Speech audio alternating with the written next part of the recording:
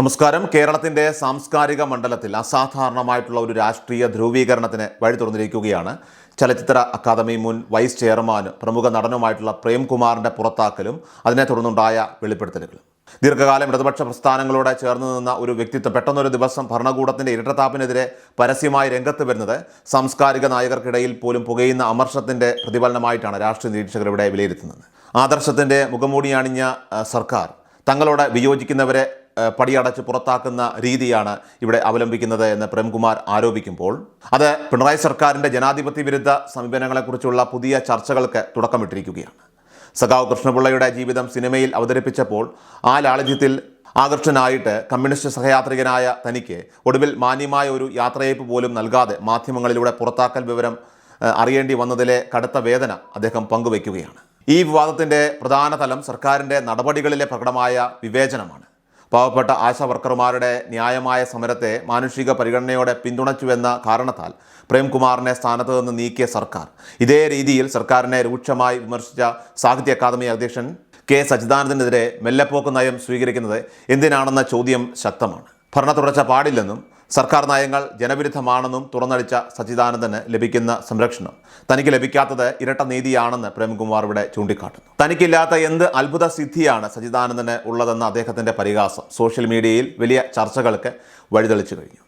ഭരണകൂടത്തിന് വേണ്ടപ്പെട്ടവർക്ക് ഒരു നിയമവും അല്ലാത്തവർക്ക് മറ്റൊരു നിയമവും എന്ന നയം സാംസ്കാരിക സ്ഥാപനങ്ങളുടെ വിശ്വാസ്യത തകർക്കുന്നതാണെന്നും അദ്ദേഹം വിമർശിക്കുകയാണ്. മറ്റൊരു വശത്ത് സ്ത്രീ സുരക്ഷയെക്കുറിച്ചും നിയമവാഴ്ചയെക്കുറിച്ചും സർക്കാർ നടത്തുന്ന അവകാശവാദങ്ങൾ പൊള്ളയാണെന്ന് തെളിയിക്കുന്നതാണ് ചലച്ചിത്ര അക്കാദമിയിലെ പീഡന ആരോപണങ്ങളോടുള്ള സമീപനം.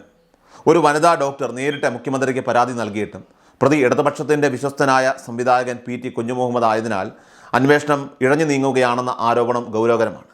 രാഹുൽ മാങ്കൂട്ടത്തിനെ പോലെയുള്ള രാഷ്ട്രീയ എതിരാളികളെ അറസ്റ്റ് ചെയ്യാനായിട്ട് അർദ്ധരാത്രിയിൽ വീട് വളയാനും വേഷം മാറി ഹോട്ടൽ മുറികളിൽ പരിശോധന നടത്താനും കാണിക്കുന്ന പോലീസ് വീര്യം സ്വന്തം പാളയത്തിലെ പ്രമുഖർക്കെതിരെ പരാതി വരുമ്പോൾ എവിടെ പോകുന്നുവെന്ന ചോദ്യം പൊതുസമൂഹം ഉയർത്തുന്നുണ്ട്. നീതി നടപ്പാക്കുന്നതിലെ ഈ ഇരട്ടത്താപ്പ് സാംസ്കാരിക രംഗത്തുള്ളവരെ സർക്കാരിൽ നിന്ന് അകറ്റാനായിട്ട് കാരണമായിട്ടുണ്ട്. ഇടതുപക്ഷവുമായിട്ടുള്ള 3.5 പതിറ്റാണ്ടിൻ്റെ ബന്ധം അവസാനിപ്പിച്ച പ്രേംകുമാർ തൻ്റെ പഴയ രാഷ്ട്രീയ തട്ടകമായിട്ടുള്ള കോൺഗ്രസിലേക്ക് മടങ്ങുന്നുവെന്ന സൂചനകൾ കേരള രാഷ്ട്രീയത്തിൽ വലിയ ചലനങ്ങൾ സൃഷ്ടിക്കുന്നതാണ്.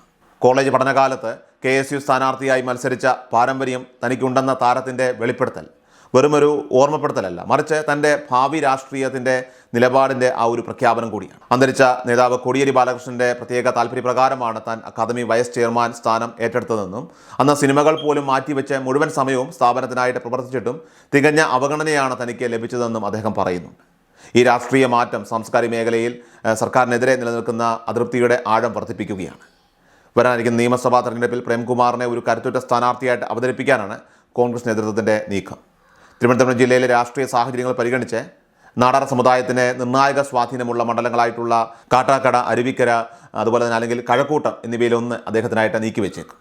കോൺഗ്രസ് നേതൃത്വം അദ്ദേഹവുമായി പ്രാഥമിക ചർച്ചകൾ പൂർത്തിയാക്കിയതായിട്ടാണ് റിപ്പോർട്ടുകൾ പുറത്തുവരുന്നത്. ജനപ്രിയനായിട്ടുള്ള ഒരു നടൻ എന്ന നിലയിലും സർക്കാരിൻ്റെ അനീതിക്കെതിരെ പോരാടി പുറത്തു വന്ന ഒരു വ്യക്തി എന്ന നിലയിലും പ്രേംകുമാറിൻ്റെ സ്ഥാനാർത്ഥിത്വം വോട്ടർമാർക്കിടയിൽ വലിയ സ്വാധീനം ചെലുത്തുമെന്ന് UDFും കണക്കുകൂട്ടുന്നുണ്ട്. സാംസ്കാരിക നായകരുടെ പിന്തുണ നഷ്ടപ്പെടുന്നത് ഭരണവിരുദ്ധ വികാരം ശക്തമാക്കാൻ സഹായിക്കുമെന്നാണ് പ്രതിപക്ഷത്തിൻ്റെ വിലയിരുത്തൽ. എന്നാൽ ഈ വിവാദങ്ങളെ സ്വാഭാവികമായ ഭരണപരമായിട്ടുള്ള പ്രക്രിയയായിട്ട് ലഘൂകരിക്കാനാണ് സാംസ്കാരിക വകുപ്പ് മന്ത്രി സജി ചെറിയാൻ ശ്രമിക്കുന്നത്. അക്കാദമി ഭരണസമിതിയുടെ കാലാവധി പൂർത്തിയായതിനെ തുടർന്ന് റസൂൽ പൂക്കുട്ടിയെ പോലെയുള്ള അന്തർദേശീയ തലത്തിൽ ശ്രദ്ധേയരായിട്ടുള്ള വ്യക്തികളെ നേതൃത്വത്തിലേക്ക് കൊണ്ടുവരുന്നത് സർക്കാരിൻ്റെ ക്രിയാത്മകമായിട്ടുള്ള നീക്കമാണെന്നും അദ്ദേഹം വാദിക്കുന്നു.